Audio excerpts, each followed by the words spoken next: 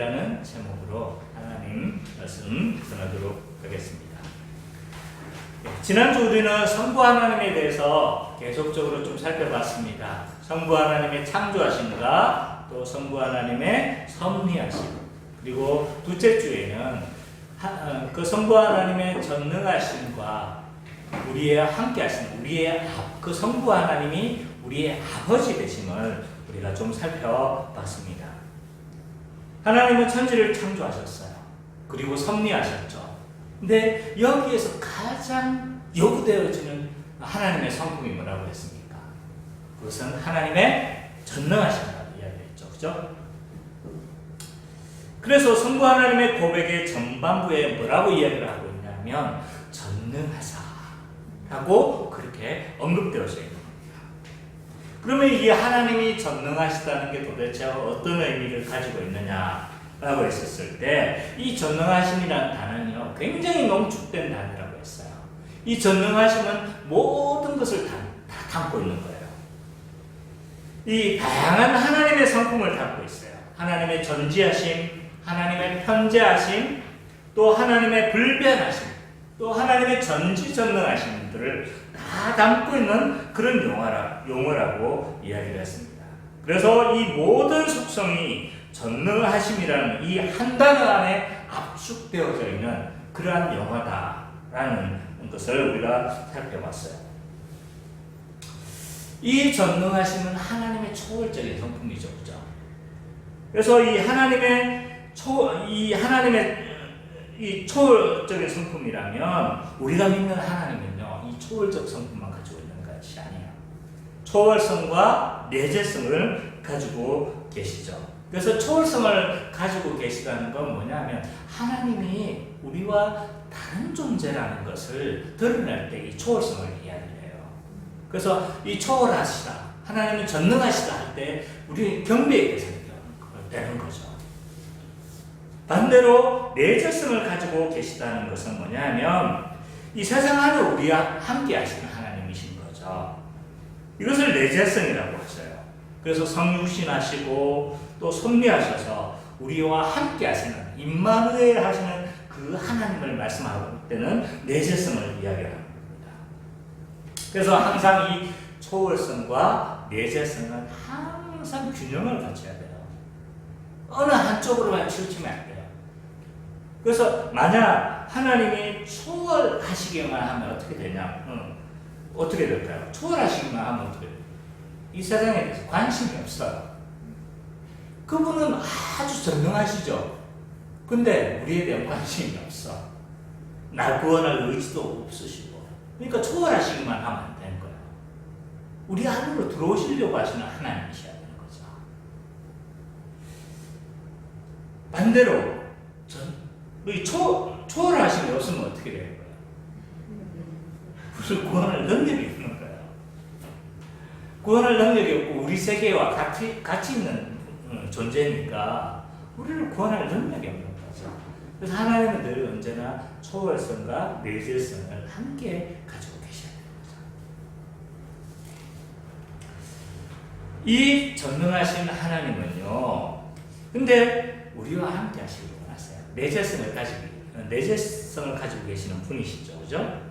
그래서 그 전능하신 하나님이 우리의 아버지가 된다고 이야기해요.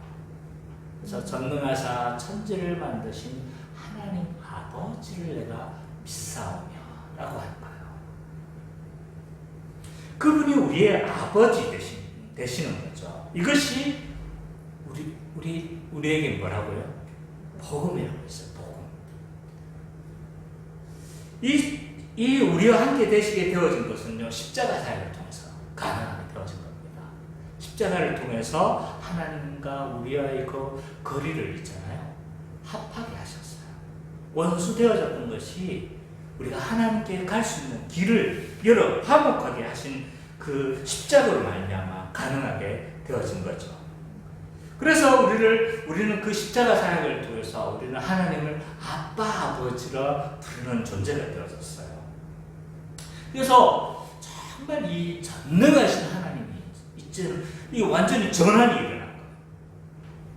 그래서 그분이 나의 아버지가 되고 나의 아빠가 되시니까 이건 완전히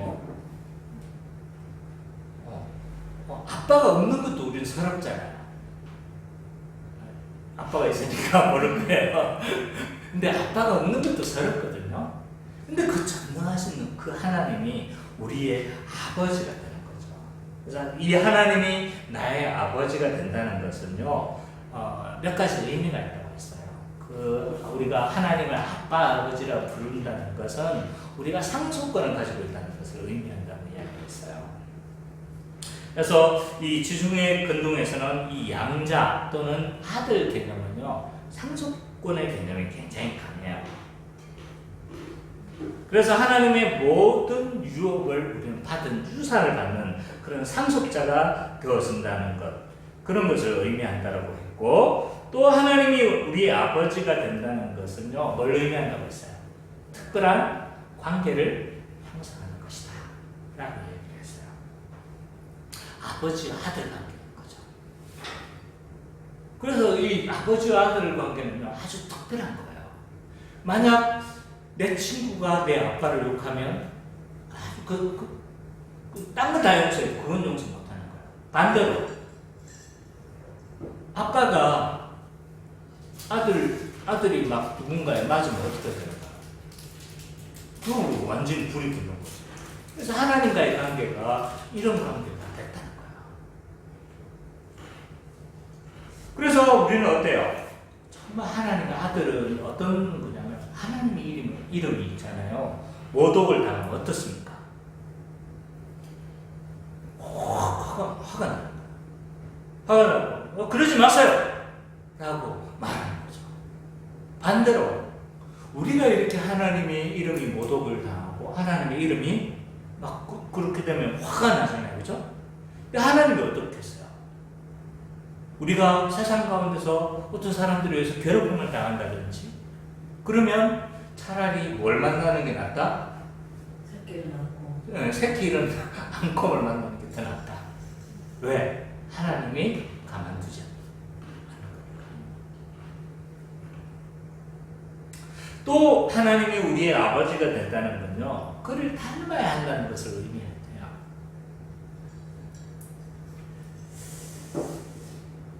우리가 하나님의 아들이라는 것은요, 그와 닮은 존재라는 거예요.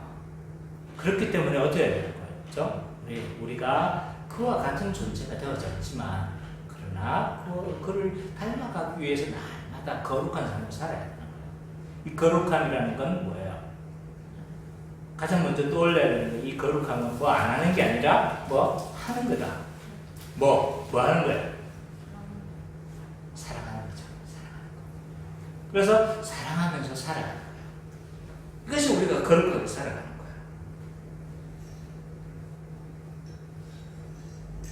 자, 이처럼 하나님은 전능하셔서 초월하시지만 반대로 아버지가 되셔서 내재하시는 그 하나님이시다 라는 걸 우리가 살펴봤고, 이 전능하신 하나님이 우리의 아버지가 되신다는 건 복음이다. 왜? 보통은 성민이가 은찬이의 세계를 안 가요. 왜? 수준이 다르다고 생각합니다. 근데 그 초월하시는 하나님이 있잖아요. 우리한테 오시기도 얼마나 가능한지 몰라요. 성경 보면 그게 드러나요. 언약을 제대로 공부했으면 그거 진짜 알아요. 언약을 공부하다 보면요, 하나님이 우리 얼마나 함께 하려고 한다는 것이 분명하게 잘 드러나죠.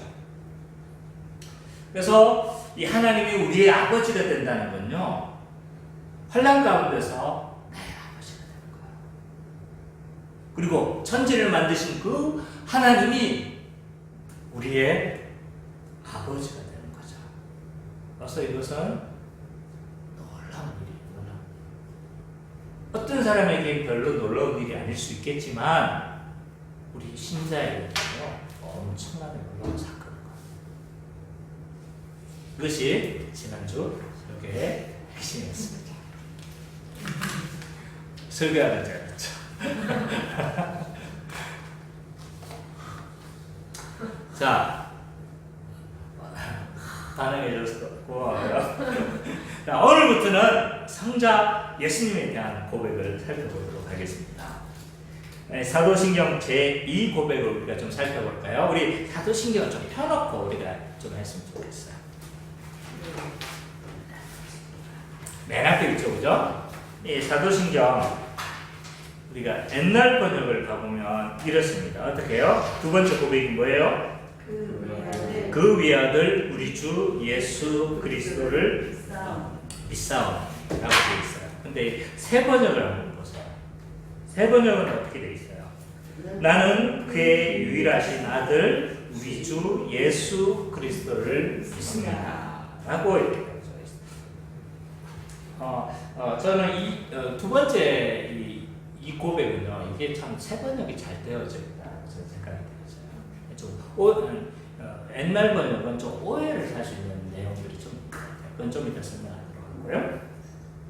자, 이 사도신경은요 12개의 항목을 신앙 고백하고 있어요. 그죠? 7고백이 뭐예요? 성부 하나님에 대한 고백. 한번 봐요. 이 고백부터 뭐예요? 그 외아들 우리 주 예수 그리스도를 믿사오니 이는 성령으로 잉태하사 동정녀 마리아에게 나시고 본디오 빌라도에게 고난을 받으사 십자가에 못 박혀 죽으시고 장사한 지 사흘 만에 죽은 자 가운데서 다시 살아나시며 하늘에 오르사 전능하신 하나님 우편에 앉아 계시다가 저리로서 산자와 죽은 자를 심판하러 오시리라. 여기까지가 누구에 대한 고백인가요? 예수님에 대한 고백인 거예요. 그래서 2항목부터 7항목까지는 예수 성자 하나님에 대한 고백인 거예요. 그 다음에 8항목부터는 뭐예요? 성령을 믿사오며 거룩한 공회와 성도가 서로 교통하는 것과 죄를 사하여 주시는 것과 몸이 다시 사는 것과 영원히 사는 것을 믿사옵나이다. 아멘. 여기까지가 있잖아요. 성령 하나님에 대한 고백이에요. 뭐 하나만 아니에요? 성령을 믿사오며 요것만처럼 보이지만 사실은 다 성령 하나님의 하시는 사역으로 일어나는 일들이에요. 성령 하나님의 사역으로 교회가 생겼죠, 그죠? 그리고 성도의 교제가 생긴 거예요. 또 죄를 사하여 주시는 것도 물론 성자 예수님이 십자가를 통해서 하시는 거지만 그것을 적용하시는 분이 누군 거예요? 성령 하나님이신 거죠. 그래서 이 뒤에 모든 사역은 성령님의 사역으로 일어나는 일입니다. 그래서 사도신경은 뭐에 대한 고백이다? 성부 하나님, 성자 하나님, 성령 하나님에 대한 신앙 고백을 담고 있다라고 할 수가 있습니다. 그래서 이 성부 하나님에 대한 항목이 1개 항목이고 그 다음에 성자 하나님에 대한 항목이 6개 항목이에요. 2번부터 7번까지. 그리고 성령 하나님에 대한 항목이 8항목에서 12항목까지입니다. 5개의 항목을 가지고 있는 거죠. 자, 이 중에서 이 사도신경에서 예수님과 관련된 신앙 고백이 가장 많아요. 왜 그럴까요? 왜 그럴까요? 우리 배웠는데 왜 그럴까요? 왜 예수님에 대한 항목이 제일 많을까요?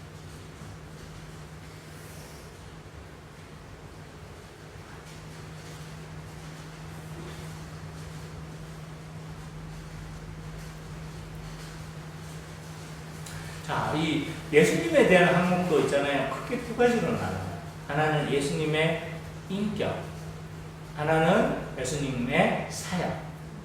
늘 공부를 할 때 우리가 조직신학을 공부할 때 있잖아요. 성부 하나님의 인격과 사역을 나누어서 공부하거든요.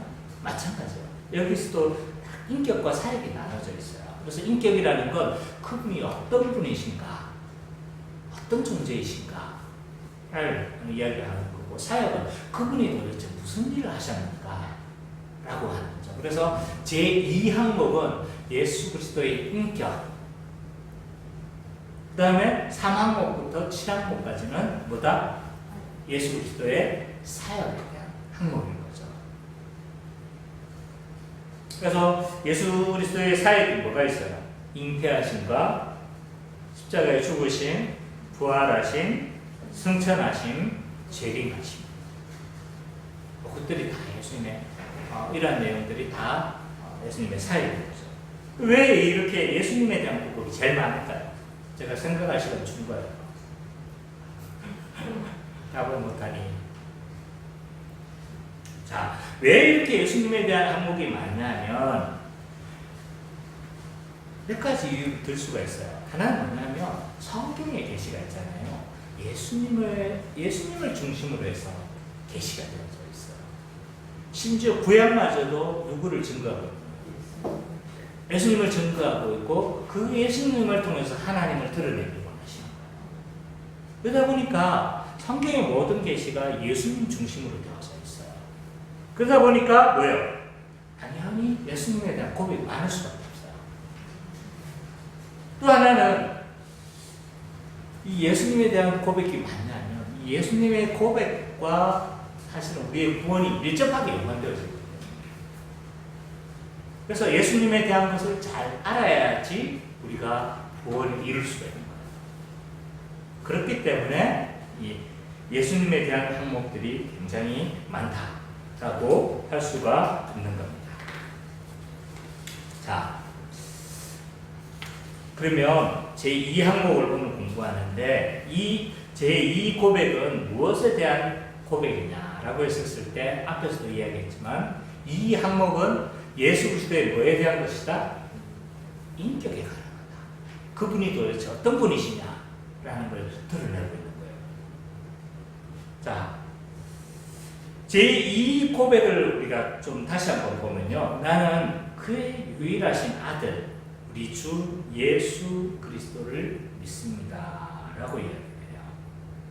이 고백 안에는요 예수님에 대한 호칭과 또 이름이 안에 들어가 있어요. 주 예수 그리스도 하나님의 아들.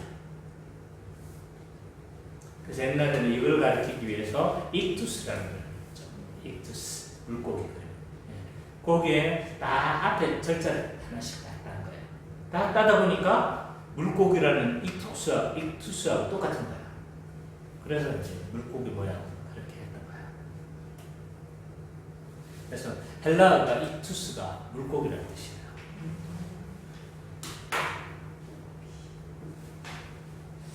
자, 주 예수 그리스도 하나님의 아들이라는 고백이 있는데 그럼 한 개씩 봐야 되겠죠, 그죠? 4개의 신앙 고백이 있어요. 그분이 우리의 주가 되신다. 그분이 우리의 그리스도가 되신다. 그분이 하나님의 아들이 되신다. 그분이 예수님이 되신다. 4개의 항목이 있는 거예요. 많이 배운 거여서 또 뭐 길게 하지 않을 거예요. 이건 한 항목 한 번에서 끝낼 겁니다. 자, 가장 먼저 살펴볼 호칭은 뭐냐면 예수예요. 예수. 자, 사실 다른 건 다 예수님에 대한 호칭이에요.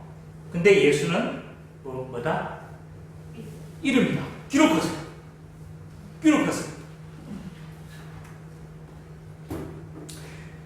자, 우리 예를 한번 들어보면 이래요. 이순신 장군 할 때 이름은 뭐예요? 이순신이요. 호칭은 장군. 근데 이 이순신 장군이라는 이 이름과 호칭 안에서는 그 사람의 정체성이 다 드러날 거야. 그죠? 장군이구나. 다 알 수 있는 거죠. 예수님은 이름입니다. 근데 이 예수라는 이름은요, 본인이 이렇게 지은 게 아닌 거예요. 누가 지어줬냐면 하나님이 지어주셨어요. 한번 볼까요? 1장 21절.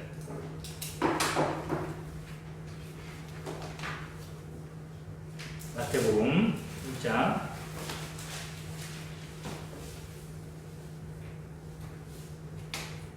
뭐라고 하고 있습니까? 아들을 낳으리니 이름을 예수라 하라. 그리고 왜 예수라고 하는 이유까지도 다 적어 있어요.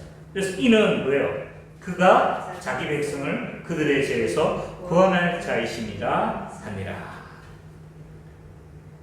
왜 하나님은 예수님이라는 이름을 있잖아요, 지어 주셨을까요? 자, 마태복음을 보면요, 우리가 다 거의 다 자세하게 읽지는 않았지만 이 요셉에게 천사가 나타나요. 요셉이 누군지 알죠? 예수님의 계보로상으로는 아버지죠, 그죠? 그래서 이 요셉에게 천사가 나타나요. 왜 천사가 나타났냐면 이 약혼을 했는데 약혼녀가 결혼도 안 했는데 배가 막 불러오는 거야. 임신한 거예요. 요셉이 어떻게 했어요? 와, 배신감을 느낀 거예요. 근데 이 사람이 참 의로운 사람이게, 착하고 의로운 사람이게, 뭐냐면 그 당시 약혼하고 그걸 했는데 그걸 하면 어떻게 되는 거예요? 죽는 거예요. 돌에 맞아 죽는 거예요. 근데 이 요셉이 뭐 하려고 하는 거예요? 가만히 끊으려고 하는 거예요. 없었던 것처럼. 그렇게 이 사람이 그랬구나 라고 하고 끊으려고 하는데 뭐라고 딱 끊는 거예요? 천사가 나타나서 여기에 대한 전모를 이야기를 하는 거예요. 그게 뭡니까? 그 아이는 성령에 의해서 잉태된 자라는 거예요. 그리고 그 아이 이름을 예수라고 하고, 또 왜 예수라고 하느냐라고 했었을 때 자기 백성을 구원할 자이기 때문이다 라고 그렇게 다 이야기를 하는 거죠. 그래서 그의 이름을 예수라고 하라고 그렇게 계시를 하셨어요. 성경에 보면요, 가끔씩 하나님이 이 이름을 지어주시는 경우들이 있어요. 예, 대표적인 예가 뭐예요? 이삭. 그죠? 이삭을 지어주시죠. 그죠? 그래서 그 이름 안에는요, 그의 정체성이 담겨져 있어요. 그래서 예수라는 이름도 그가 하시는 일과 관련이 되어져 있는 거죠. 정체성이 드러나는 거예요. 그래서 마태복음에서 이렇게 이름을 지은 이유가 뭐라고 이야기를 하고 있습니까? 그가 자기 백성을 그들의 죄에서 구원할 자이십니다 라고 이야기되어 있는 거예요. 그래서 이 예수라는 이름을 통해서 우리가 알 수 있는 건 뭐냐면, 예수님이 죄에서 뭐 하시는 분이시다? 구원하시는 분이시다 라는 것을 드러내는 거예요. 또 하나 더 알 수 있는 건 뭐냐면, 죄에서 구원할 뿐만 아니라 자기 백성을 삼으신다는 것도 드러내고 있어요. 그래서 죄에서 구원해서 자기 백성으로 삼으시는 거예요. 이 이름 안에서 이것을 우리는 알 수가 있어요. 자, 두 번째 호칭은 그리스도예요. 예수님이 그리스도라는 것을 우리는 믿어요. 많이 들었죠? 예수 그리스도. 예수와 그리스도는 걷지 마요. 예수와 그리스도는 뭐예요? 거의 붙어있는 이런 것 같아요. 자, 그리스도라는 호칭은 우리가 잘 많이 배워서 이제 뭐 잘 알아요. 뭡니까? 이름의 뜻이 뭐예요? 이름 부은다. 뜻이 뭐예요?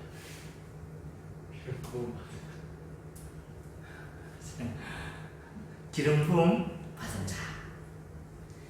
자, 이걸 있잖아요. 헬라어로 말하면 그리스도고, 히브리어로 말하면 메시아입니다. 메시아. 그래서 이 예수님이 그리스도다라는 이 고백은요, 무슨 뜻인가 하면 배경을 이해할 필요가 있어요. 구약에서는 이것이 뭐라고 했어요? 일반 명사다. 그냥 기름 부음 받은 새 직분들을 가리켜요. 그래서 왕을 가리킬 때 저 사람은 하나님의 기름 부음 받은 자다라고 하는 거예요. 또 어떨 땐 선지자를 그렇게 호칭해요. 저 사람은 하나님의 기름 부음 받은 선지자다. 어떨 때는 제사장, 제사장들을 가리켜서 하나님의 기름 부음을 받은 자다라고 해요. 왜? 그 사람들을 세울 때 뭐 하냐면 왕으로 세워야 되잖아요. 기름을 모아. 그러니까 그들을 가리켜서 그 세 직분에 속해 있는 사람들을 가리켜서 기름 부음 받은 자다라고 그렇게 이야기를 합니다. 근데 이 포로 시대 이후로 이 메시아는요 고유명사로 바뀌어요. 왜냐하면 새 언약의 영향과 다윗 언약의 영향이 굉장히 커요. 다윗 언약에서 뭐가 영원한 그의 아들 날 거라고 이야기를 하죠. 그리고 다윗 언약과 새 언약의 영향 계속 새 언약에서 전망들이 뭐 하는 거예요? 그가 나타날 것이다. 그 왕이 나타날 것이다. 막 그러니까 그 왕이 나타날 그 선지자가 나타날 것이다. 그 제사장이 나타날 거다. 막 이러니까 뭔가요? 이제 일반적으로 기름 부음 받는 자를 가리키는 것이 아니라 앞으로 나타날 그 사람을 가리켜서 메시아라고 지칭하기 시작한 거예요. 이 사상을 가리켜서 메시아 대망 사상이라고 하는 거예요. 메시아를 기다리기 시작한 거예요. 그래서 복음서 보면 얼마나 그들이 메시아를 기다렸는가 알 수 있죠, 그죠? 지금도 막 이스라엘 통곡에서 막 울고 있는 사람들은 지금도 메시아를 기다리는 거예요. 그래서 이 포로기 이후로는 이 메시아 그리스도는요 고용명사로 바뀌기 시작했습니다. 그래서 이 신약에 특별히 복음서를 보면 예수님을 가리켜서 다윗의 아들 그리스도시여 막 하는 이 고백은요 그 당시로 보면 그건 엄청난 고백입니다. 왜냐하면 구약에 예언된 그 사람입니다. 당신이야말로 그 사람입니다. 막 그렇게 외치는 겁니다. 다윗의 언약을 성취하는 자다. 새 언약을 성취하는 자다라고 그렇게 고백하는 거예요. 그러니까 엄청난 고백인 거죠. 자, 그래서 우리가 메시아다, 예수님이 그리스도다, 메시아다라고 하는 것은요, 우선적으로는 어떤 의미가 있느냐? 구약에서 예언된 그 메시아가 바로 이분입니다. 라고 신앙 고백하는 거예요. 근데 또 다른 의미가 포함되어 있다고 했어요. 그 예수님이 그 세 가지 직분을 뭐 하시는 거예요? 성취를 하시는 거예요. 그래서 이 삼중직을 성취를 하시는 거예요. 메시아로서 기름 부음 받은 자로서 선지자와 같은 역할을 하고 제사장과 같은 역할을 하고 또 왕과 같은 그런 역할을 하셨다는 거예요. 그래서 우리가 예수님이 그리스도다, 메시아다라고 고백하는 것은요, 예수님이 선지자로서 그렇게 사역하셨다는 것을 믿는 거예요. 그래서 이 선지자는 어떤 사람입니까? 하나님을 대신해서 뭐 하는 거예요? 하나님의 뜻들을 가리키고 말씀을 전하는 자들을 가리켜서 선지자라고 해요. 그래서 예수님은요, 이 선지자적인 선지자 사역을 성취를 하시죠. 직분의 성격을 수행하세요. 히브리서 1장 1절에서 2절 한번 봅시다.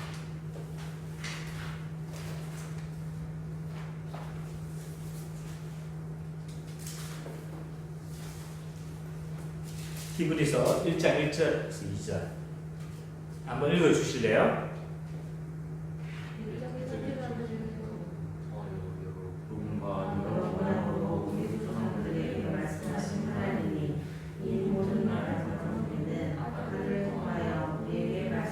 이 아들은 누구예요? 나중에 상속자로 세우시고 또 그로 말미암아 모든 세계를 지으셨느니라. 이 아들은 누군가요? 예수님. 이 아들이 우리 아들을 통해서 말씀하셨다라고 이야기를 해요. 그리고 뿐만 아니라 이 모세를 통해서 예언하시죠. 모세가 원래 말할까요? 나와 같은 말세, 나와 같은 선지자를 보낼 거다라고 이야기해요. 나와 같은 선지자는 예수님이었다라고 베드로가 이것을 해석을 해요. 사도행전 7장 37절, 38절에 이게 베드로는 그렇게 해석을 해요. 그래서 예수님은 그 모세가 예언한 그 선지자가 바로 누구다? 예수님이었다라고 그렇게 베드로는 해석을 합니다. 자, 그래서 예수님이 선지자 사역을 하셨다는 걸 아시겠죠? 자, 예수님은 또 제사장과 같은 사역을 하셨어요. 그래서 이 제사장을 하는 일이 뭐냐면 다른 사람들의 죄를 용서하기 위해서 뭐예요? 성전에서 제물을 드려 제사하는 자가 제사장인 거야. 그래서 하나님과 인간 사이를 어떻게 중보하는 역할을 하는 사람이 제사장이라고 할 수가 있는 거죠.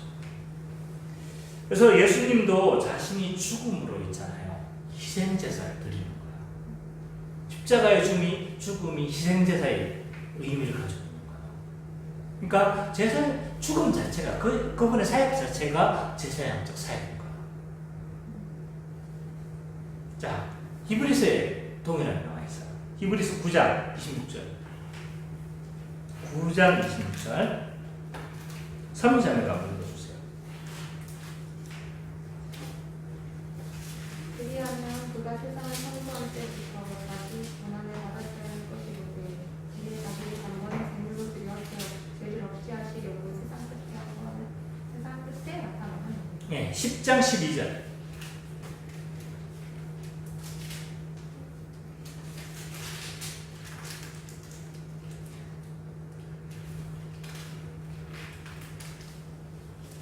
히브리서 10장 12절. 오직 그리스도는 죄를 위하여 한 영원한 제사를 드리시고 하나님이 우편에 앉으사. 그렇죠, 그죠? 예수 그리스도의 십자가의 죽음 자체가 영원한 제사입니다. 그래서 그로 말미암아 그 죽음 자체가 제사장적 사역인 거죠. 마지막으로 예수님은 왕과 같은 사역을 하셨어요. 이건 아시겠죠, 그죠? 구속살 때 많이 우리가 배웠죠, 그죠? 자, 왕은 하나님을 대신하여 사람들을 다스리는 자예요. 메시아라는 자체가요, 그리스도라는 호칭 자체가 뭘 의미하냐면 기본적으로 왕을 의미해요. 기본적으로 왕의 성격이 강해요.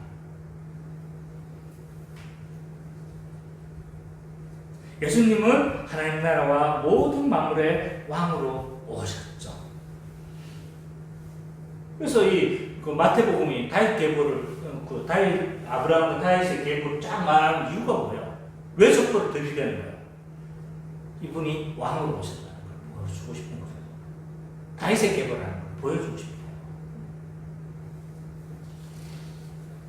자, 결론적으로 예수님이 그리스도이십니다라는 고백은요, 1차적으로 뭐라고 했어요? 구약에 예언된 그분이 이분이십니다 라는 것이고, 또 그분은 오셔서 우리를 위해 선지자로서, 왕으로서, 제사장으로서 사역을 하셨다라는 것을 고백하는 거예요. 근데 그로 인한 결과가 뭐예요? 그것 때문에 예수님은 이 삼중적으로 구속을 이루세요. 자, 왕으로서, 선지자로서 막 가르치시고 하나님 뜻을 말했잖아요. 그러니까 우리가 죄의 무지에서 벗어나는 거예요. 또 제사장적 사역을 통해서 죄의 형벌에서 벗어나는 거예요. 또 왕으로서의 사역을 통해서 죄의 지배에서 벗어나 하나님의 통치 아래로 들어가도록 하는 거죠. 그래서 삼중 구속이 일어나는 거예요. 이것은 오늘 처음 됐죠?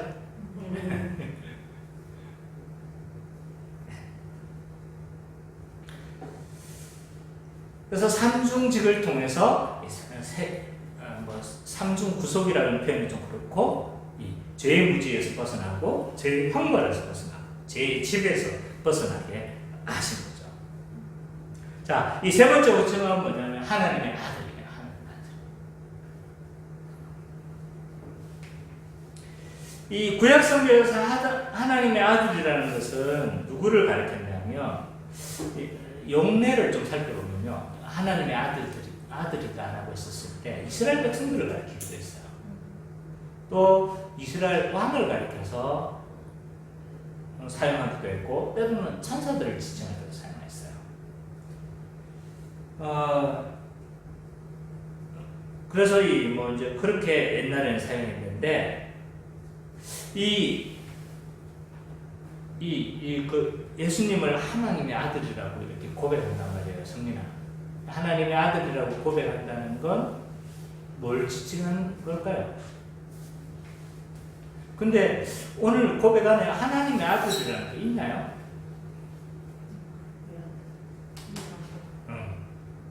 그렇죠, 그죠?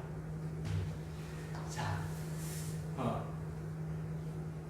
전능하사 천지를 만드신 하나님 아버지를 내가 믿사하며 그 외아들이라고 되어 있어요. 내가 이게 번역이 좀 안 좋다고 이야기해요. 외아들 하면 딱 느낌이 뭐예요? 독자 개념으로 자꾸 생각을 하는 거예요.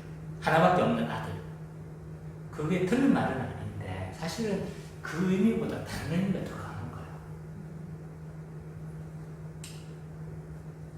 자, 이 새로운 번역에서는 유일하신 아들로 번역이 되어 있어요. 그죠? 유일하신 아들. 그래서 이 외아들로 자꾸 연상을 하니까 유일하신 아들로 이렇게 된 거예요. 그래서 또 다른 말로 독생자라고 또 번역할 수 있어요. 독생자. 그래서 우리가 이 안에 이 독생자라는 뜻은 뭐냐면 유일하신 하나님의 아들이라는 거예요. 유일하신 하나님의 아들. 근데 이 독생자를 자꾸 우리는 어떻게 생각을 하냐면 독자 개념으로 자꾸 이해를 해요. 외아들 개념으로 자꾸 생각을 하는데 그렇지 않아요. 이것을 강조하기 위한 것이 아니에요. 하나님의 아들이라는 개념은요, 그 동일 본질임을 이야기하는 동일 본질. 하나님과 동등하신 분이심을 강조하는 표현이 하나님의 아들 개념이에요. 같은 어떻게 이 뉘앙스를 표현해야 될지 모르겠지만 그와 하나님과 동일한 본질이라는 거예요. 그걸 말하기 위해서 독생자를 말하고 싶은 거예요. 어떤 분은 이것을 가리켜서 독종자로 표현을 하거든요. 왜냐하면 이걸 표현하기가 너무 이 뉘앙스를 표현하기가 어렵거든요.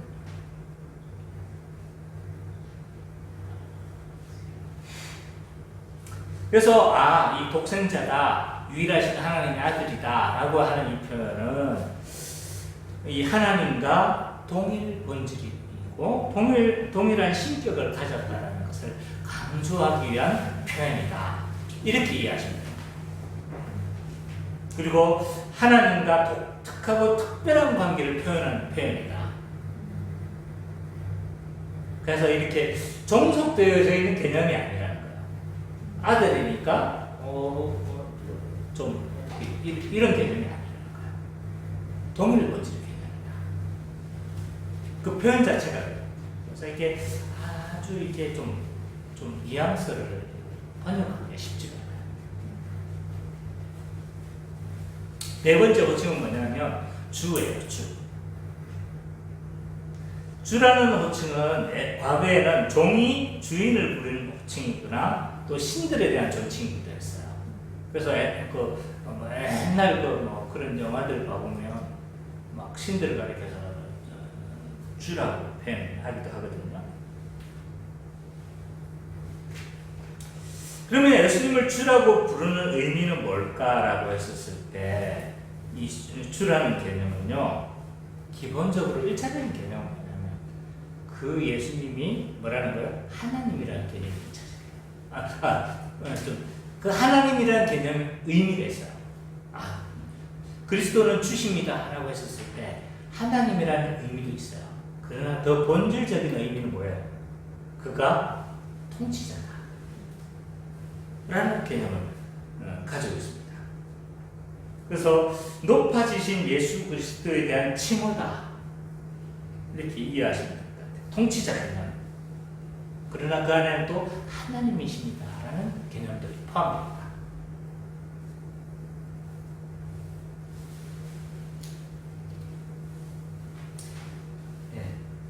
참고되는 본문은 사도행전 2장 33절 36절. 시간이 없어서 살펴보지 되겠습니다. 자, 이처럼 예수님의 호칭에는 다양한 고백을 포함하고 있어요.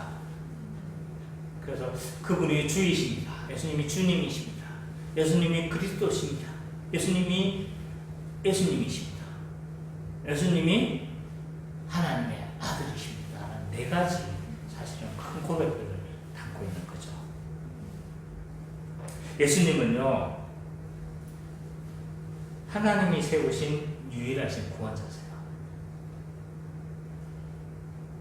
이런 천지창조 전부터 준비하신 일입니다.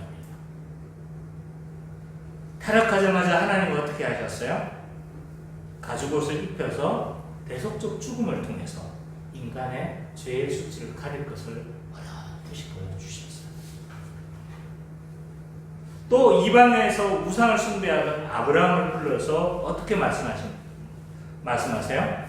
너의 후손을 통해서 뭐라고 하신 거예요? 내가 복을 주겠다. 땅과 또 뭐예요?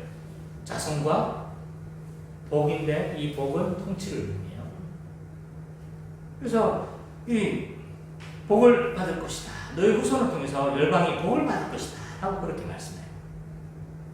또 모세를 통해서는요, 성막 제사제도 아사셀 점서를 통해서 어떠한 죽음을 죽으실 것인지에 대해서도 말씀하시고, 또 다윗 언약을 통해서는 이 다윗의 후손 가운데 영원한 왕을 세우실 것에 대해서 말씀하세요. 새 언약을 통해서는 어떻게 말씀하셨어요? 율법을 지킬 수 없는 자들에게 성령을 통해서 새 존재를 만들 거다라고 그렇게 약속하셨어요. 그리고 중요한 건 때가 차면 천사를 보내서 예수님을 뭐 하신 거예요? 유일한 구원자를 세워줬다고 이렇게 말씀하셨어요. 예수님이 유일한 구원자라고 말하면 세상은요, 뭐라고 이야기하냐면 교만이다, 독선적이다, 어떻게 그렇게 말할 수 있어? 반대하죠, 당연히. 다원주의 사회 가운데서 정말 요거든 먹을 소리지만 성경은요, 구원을 얻을 만한 다른 이름을 주신 적이 없다라고 말씀하고 있어요. 그래서 우리는 그들에 대해서 막 이것을 주장하기 위해서 핍박하고 막 그럴 힘도 없지만, 그럴 능력도 없지만, 그렇게 해서도 안 돼요.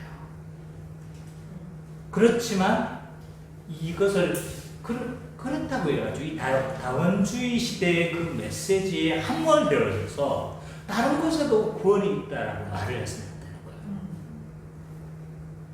무슨 말씀인지 아시겠죠?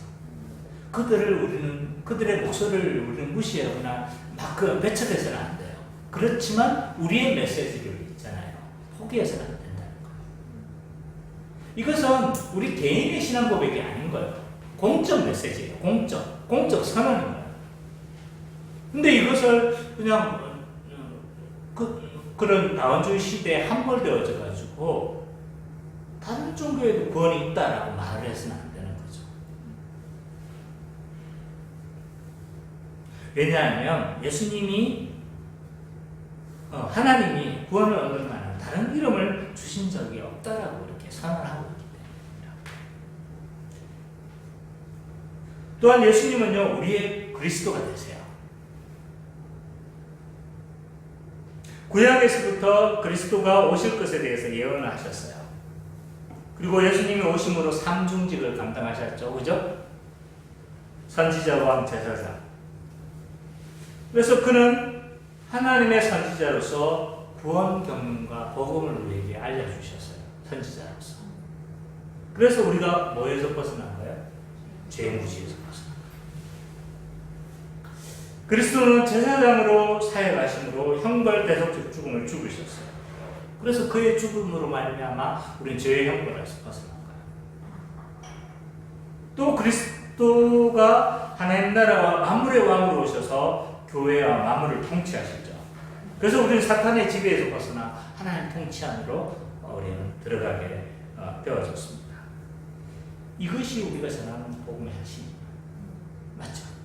그래서 이 그리스도라는 이 고백하는 사실은 그 복음의 메시지예요. 그래서 다른 호칭은 다 중요하지만 이 그리스도라는 호칭은 굉장히 의미 있는 거죠. 우리가 전하는 복음의 핵심을 담고 있어요. 굉장히 많은 내용을 포함하고 있는 거죠. 그래서 이 알려주신 이런 구원의 경륜들을 우리는 또한 전할 수 있어야 되겠죠. 그래서 세상 가운데 우리는 예수님이 그리스도십니다 라고 그렇게 선포할 수 있어야 돼요. 또한 예수님은 우리의 주가 되십니다. 통치자가 되신다는 말씀이죠. 그래서 아까도 제가 이야기했지만 이러한 주되심은요, 개인적 주되심이 아닌가. 공적 선언이에요. 공적 선언. 공공진리에 대한 진술인 거예요.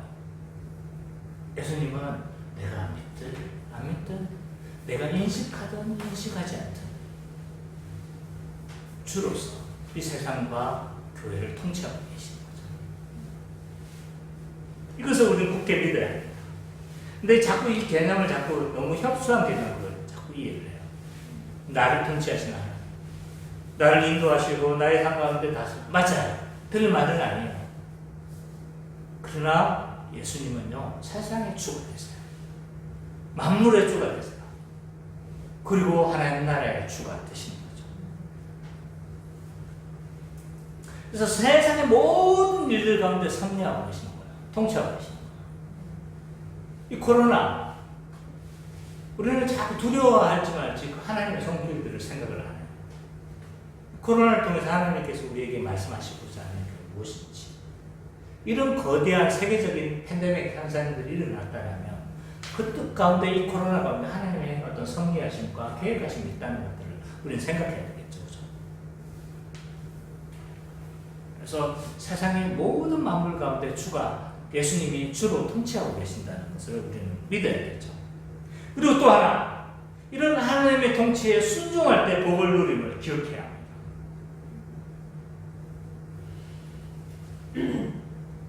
하나님 통치의 목적은요, 복과 안식이에요. 태초에 에덴 동산에서 하나님 나라를 만들고 다스리기를 원하셨어요. 이걸 보여주고 있는 게 선악과예요. 하나님이 다스리려고 하시는 그 의지가 분명하게 드러나겠죠. 선악과는. 선악과의 의미가 뭐라고 했어요? 하나님 우리를 통치하시고 우리도 그에게 순종해야 될 존재임을 그 선악과를 보면서, 매일 보면서 우리는 각인해야 했던 거죠. 선악과를 보면요, 하나님 통치하시기를 원한다는 것을 알 수가 있어요. 그런데 이 통치하심의 목적이 뭐냐면, 우리가 하나님이 주시는 그 복과 안식으로 이초된 거예요.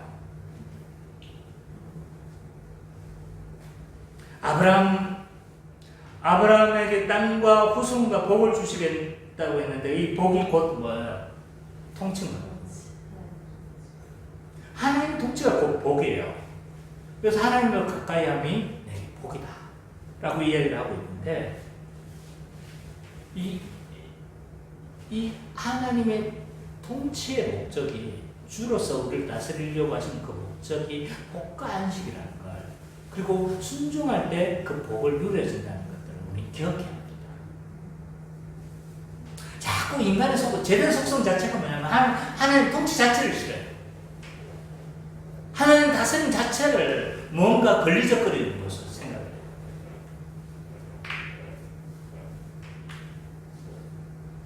여전히 그리스도는요, 교회를 다스리세요. 주가 되시고 통치하고 계세요. 무엇으로요? 말씀과 성령으로. 말씀과 성령으로 다스리는데, 그것을 대행하는 사람이 누군가요? 목사와 장로가요.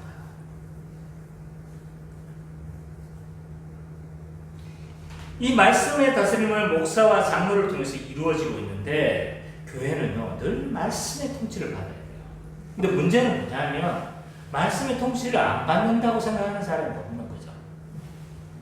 중요한 것은요, 언제나 복음이 선포되는 것이 중요해요.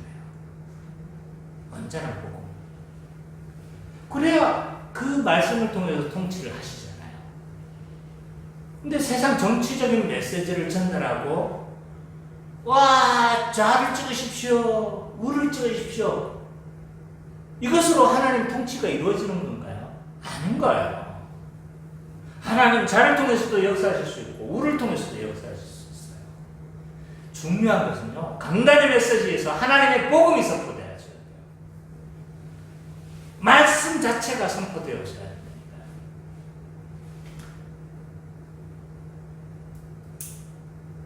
이 하나님의 통치에서 멀어지게 되면 복과 안식에서 멀어지게 됩니다.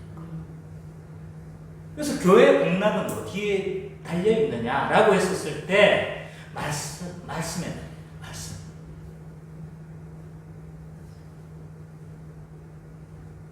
그래서 교회는요, 이 말씀 사역을 굉장히 중요시 여기는 분위기가 돼야 돼요.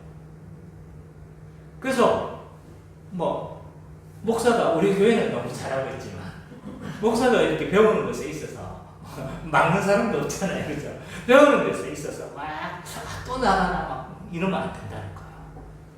목사가 자꾸 배울 수 있도록, 안 나가면 뭐 해야 돼요? 목사님 지금 이거 세미나가 있다던데 목사님 한번 배우러 가시죠. 이래야 됩니다. 무슨 말인지 아시겠죠? 그래서 말씀을 통해서 자꾸 목사도 자꾸 잘할 수 있도록 해야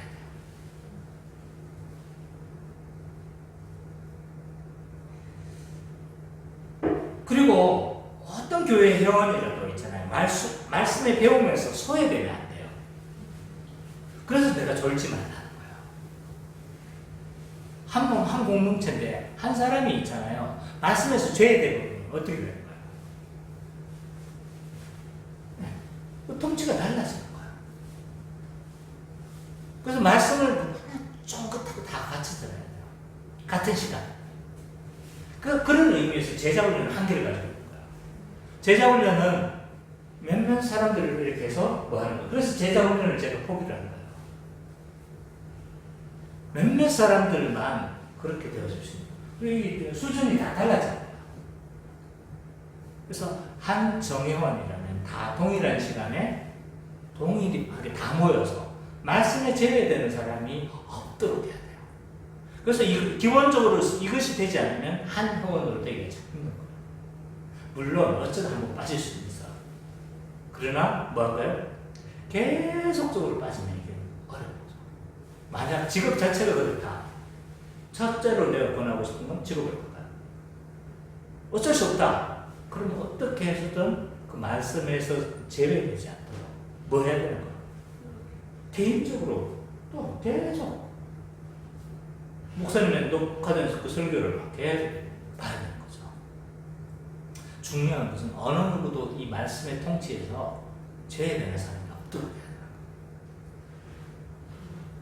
되는 거예요. 자, 교회 안에서 복과 안식이 경험되지 않으면 두 가지를 적용해 봐야 돼요. 목사님이 전하는 그 메시지가 복음의 메시지인가? 이것이 확실하다면 그러면 그것을 듣고 있는 사람이 뭐 하자는 거예요? 순종하자는 거예요.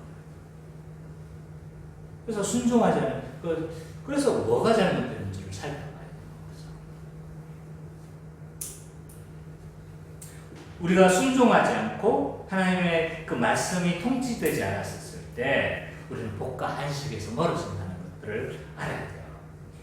저는요, 이 순종에서 멀어지는 많은 사람들을 목격을 해요. 그래서 목회자로서 하나님의 그 원리들, 하나님의 뜻들을 분명하게 이야기를 해주지만 결국은 그 뜻에 순종 안 해요. 그래서 자기 길을 걸어가는 사람들 저는 수도 없이 많이 봐왔어요. 결국 그 길은 험난해요. 그 길은 고통의 길이에요. 근데 굳이 그 길을 걸어가는 수많은 사람들을 저는 본다니까요. 왜냐하면 우리의 재성 자체가 있잖아요. 하나님의 통치를 순종하기를 싫어하는 거죠. 또 가정에서도 부모가 하나님을 대리해서 통치한다는 사실을 믿어야 돼요. 제 권위를 세우기 위한 것이 아니에요. 그것이 성경의 원리예요.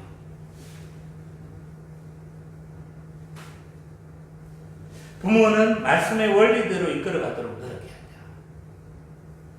뿐만 아니라 자녀들은 부모의 권위에 자꾸 순종함을 배워야 돼요. 그래서 부모 말이 자꾸 꼰대 말 같고 부모 말이 자꾸 듣기 싫은 잔소리를 들려줄 때 내가 지금 죄성으로 지금 자꾸 하나님의 말씀에 순종하기를 하나님을 대리해서 통치하는 부모의 말을 순종하기를 거부하고 있구나라는 것들을 알아야 돼요. 물론 무조건 그 하라는 말이 아니에요. 주 안에서 순종해요. 주 안에서. 요즘의 문화는요, 권위를 너무 싫어요. 조금만 뭐라고 하면 꼰대라고 해요.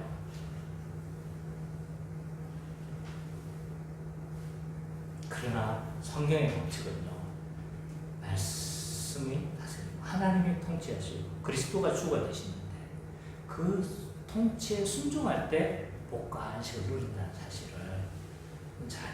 이것은 구원과 상관없는 거예요. 구원과 상관없이 복과 안식의 문제예요. 그래서 우리가 예수 그리스도를 주 예수 그리스도가 하나님의 아들 되심을 고백하면서 예수님이 참된 구원자이시고 그리스도이시고 하나님의 아들이시며 주로 고백하는 우리 특별교회 모든 성도님 되시기를 간절히 축원합니다.